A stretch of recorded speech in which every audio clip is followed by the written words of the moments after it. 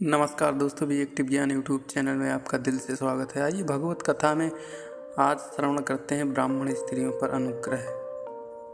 श्री सुखदेव जी बोले, हे राजा परीक्षित, जब श्री कृष्ण बलराम गोप बालकों के साथ यमुना तट पर गए तो उन बालकों ने कहा कि हे राम, हे महापराक्रमी कृष्ण, अब हम लोगों को बहुत भूख लगी हुई है, उसका कुछ शीघ्र उपाय कीजिए। देवकी नंदन श्री कृष्ण जी को भक्तवती ब्राह्मण की स्त्रियों का ध्यान आया, जो उस समय अपने वेदज्ञ पतियों के साथ अंगिरस नामक एक यज्ञ में लगी हुई अच्छे पाक तैयार कर रही थी। श्री कृष्ण जी ने उनका परिचय देकर सखाओं को उनके पास भात और पकवान मांगने के लिए भेजा। श्री कृष्ण जी की आज्ञा मानकर गोप बालकों ब्राह्मणों के पास भोजन मांगने गए, परंतु वे उन तक पहुँचते कि इसके पहले यज्ञकर्ता ब्राह्मणों ने उन्हें वहीं पर रोक दिया और उनके बहुत अनुग्रह करने पर भी उन्हें आहार की कुछ सामग्री न दिया।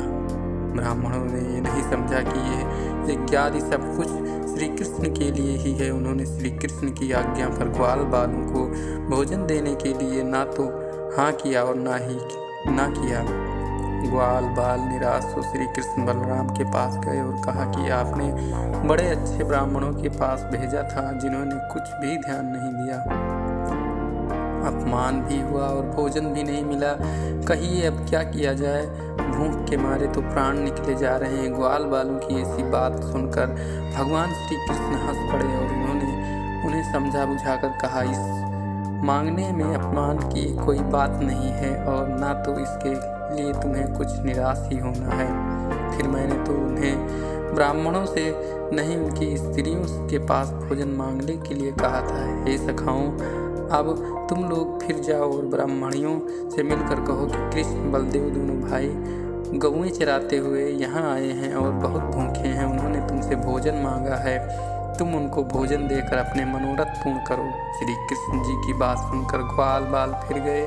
देखा तो पत्नीशाला में सब ब्राह्मणियाँ बैठी हैं और उत्तमोत्तम व्यंजन बनाए जा रहे हैं। ग्वाल बालों ने उनके पास जाकर उन्हें नमस्कार किया और श्री कृष्ण ने जैसा कहा था वैसा ही सब कुछ कह सुनाया। फिर तो नित्य ही श्री कृष्ण की कथा में मन लगाने वाली और नित्य उनके दर्शन की प्यासी ब्राह्मणियाँ अपने निकट ही आनंद कंद श्री बृषचंद का आना सुनकर अत्यंत हर्षित हो उठे और शीघ्र ही बड़े बड़े थालों में उत्तमोत्तम चारों प्रकार का भोजन सजाकर स्वयं ही लेकर यज्ञ मंडप से श्री कृष्ण की ओर चल पड़ी।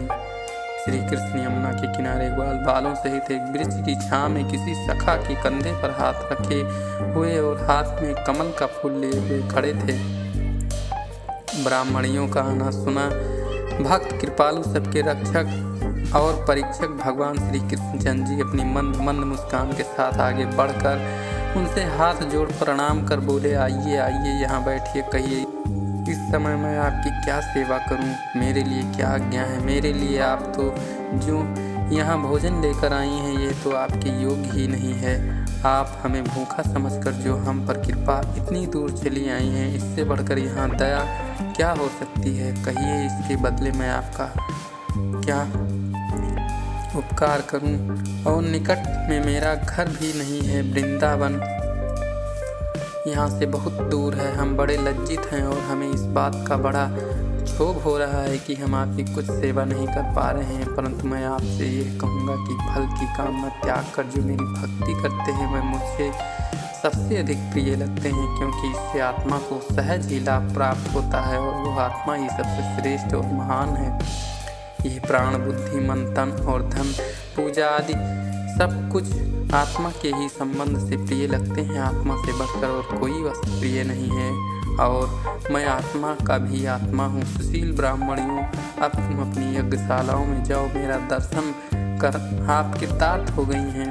तुम्हारे गृहस्पति तुम्हारी प्रतीक्षा करते होंगे और जब तक तुम न जाओगी तब तक उनका किया हुआ यज्ञ पूरा न होगा, क्योंकि बिना स्त्री के यज्ञ पूरा नहीं होता। श्री सुखदेव जी कहते हैं, जब इस प्रकार श्री कृष्ण जी ने कहा तब सब ब्रिजबालाएं हाथ जोड़ पुनः हरि को दंडवत कर और अपने भाग्य को सराहती हुई श्री कृष्ण जी से विलग न होने की अनेक मनोहर भक्त की भावनाएं प्रकट करती हुई अपने पतियों के पास यज्ञशालकों को चली आई।